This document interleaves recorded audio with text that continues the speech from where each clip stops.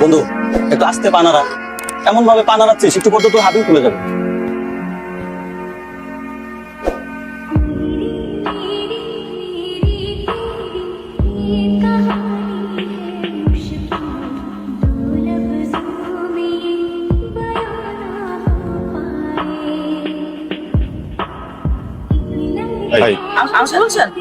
জি বলেন। জি, আমার নাম তমাল, তমাল এহসান খান। এই যে সোজা যে গলিটা আছে, গলিতে ঢুকেই হচ্ছে 3 নম্বর বাসাটাতে আমি থাকি। তো আপনি আমাকে দাঁড় করিয়ে এভাবে আপনার বারোটা দিচ্ছেন কেন? বারোটা দিচ্ছি না, একটু ইম্পর্টেন্ট কথা ছিল, খুবই ইম্পর্টেন্ট। বলেন। ভালোবাসি। সরি, এক্সকিউজ মি, কি বললেন? আপনি আমাকে ভালোবাসি। সরি, আমি আপনাকে ভালোবাসি। আর কখনো যদি কোনো মেয়েকে এভাবে দাঁড় করিয়ে প্রেমের প্রস্তাবের নাম করে উত্তপ্ত করেন, তাহলে কিন্তু আপনাকে সত্যি সত্যি বুঝে ধরা দেবো। শোন, তোমার সঙ্গে যখন প্রেম করি, ভালোবাসি, বাস পুরো পরিবার বিগড়ে গেল। বড় মামার সিদ্ধান্তের বাইরে কেউ কথা বলে। আমরা কি করলাম? তোর মা আর আমি সিদ্ধান্ত নিলাম যে আমরা পালিয়ে যাবো। বাস বিয়ে করলাম। প্রেমটা এমনি এমনি জয় করে নিতে হবে। কি করে রাজি করাতে হয় আমি তোকে কিছু টিপস দেবো। চল।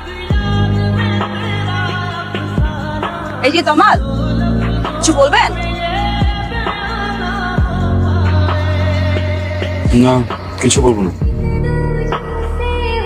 গ্ল্যাডিওলাস কার জন্য এনেছেন? আমার জন্য দিন।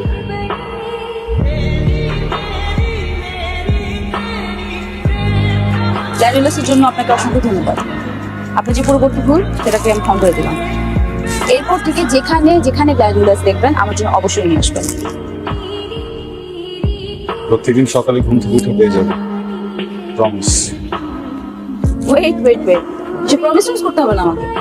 আপনি তো দেখছি এখন খুশিতে বাকন করছেন। আমি মাত্র ফুল গ্রহণ করেছি, আপনার প্রেম গ্রহণ করে নেন।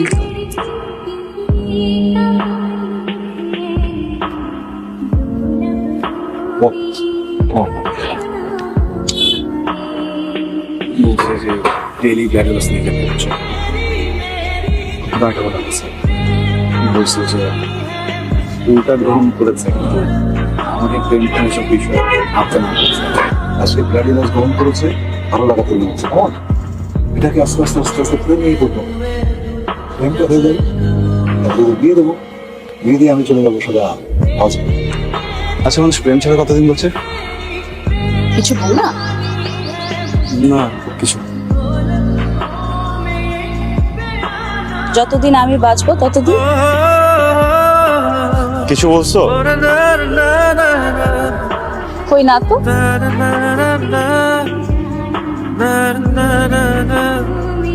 তোর কথা বলো। আমার কথা কি বলবো? হ্যাঁ, কালকে দেখা করতে বলেছে। ওরে বাবা রে। হ্যালো, আসসালামু আলাইকুম। কে? আচ্ছা, আমি পরে ফোন করছি। তো যেটা বলছিলাম আপনি সরি।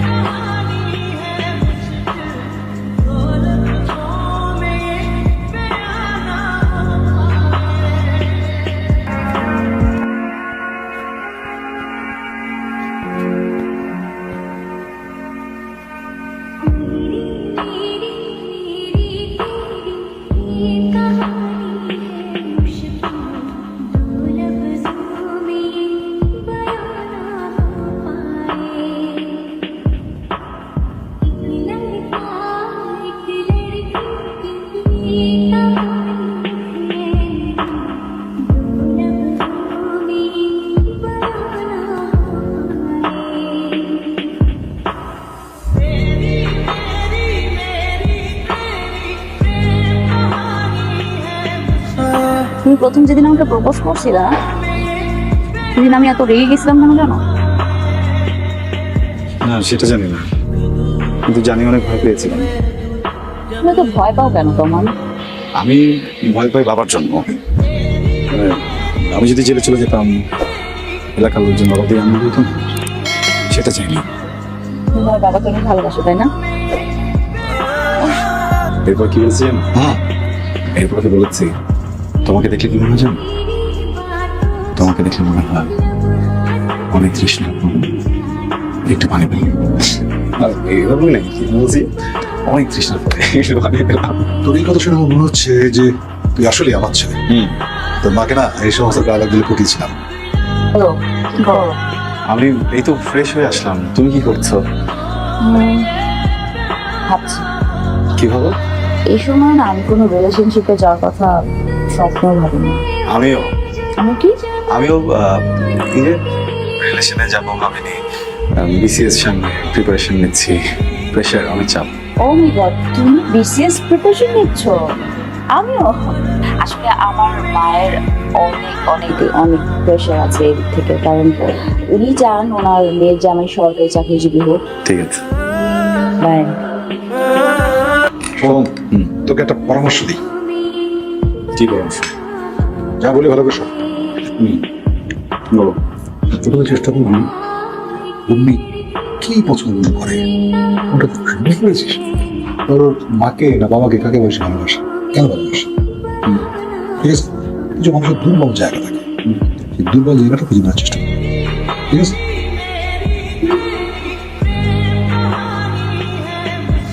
Thank you.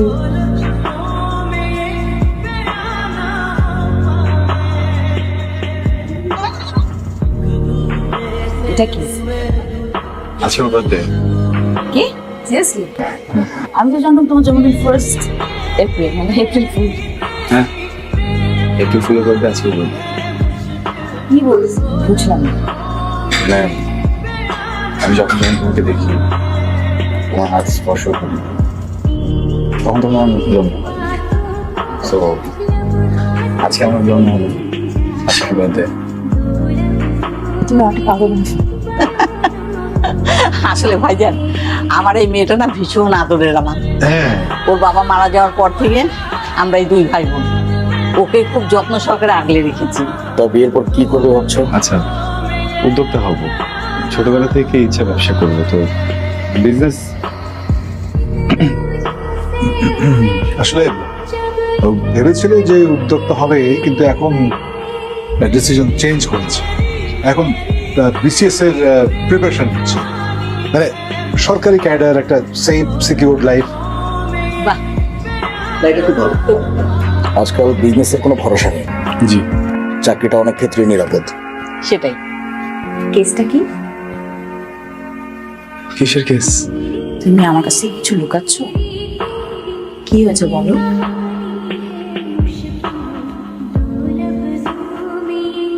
আমরা তো বিয়ে করে ফেলছি, দুজনের মধ্যে তো কোনো কিছু গোপন রাখা উচিত না, তাই না? আমি না একটা যেভাবে গোপন করে ফেলছি তোমার কাছে, একটা প্ল্যান। Plan? এমন কিছু করি যেন তুমি আমার প্রেমে পড়ো। আমাদের সম্পর্কে এই যাবৎ কালে যা কিছু হয়েছে সব তোমার বাবা সব। Congratulations. আচ্ছা, ওই যে জন্মদিনের দিন তুমি যা যা বলেছো সব কিছু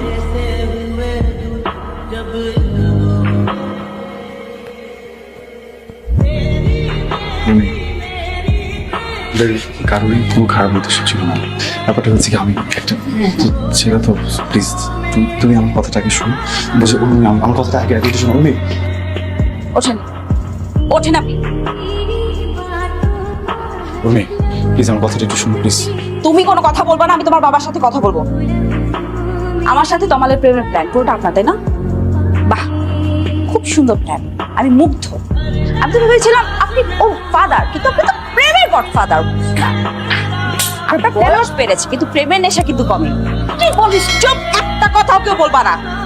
আমার সাথে প্রতারণা হয়েছে, এই লোকটা ছেলেকে দিয়ে আমার সাথে প্রতারণা করেছে। আপনি তো খুব ভালো প্রেম জানেন, আপনার ছেলে তো প্রেম করতে জানে না, একটা ডামি, একটা ডাম। আপনি কাজ করেন, আপনি নিজে প্রেম করেন, নিজে প্রেম করে একটা বিয়ে করেন।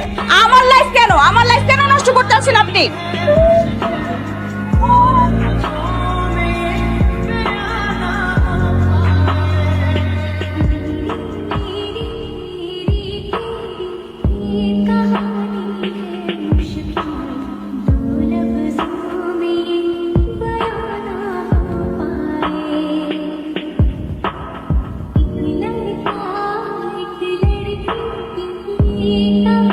সরি বাবু।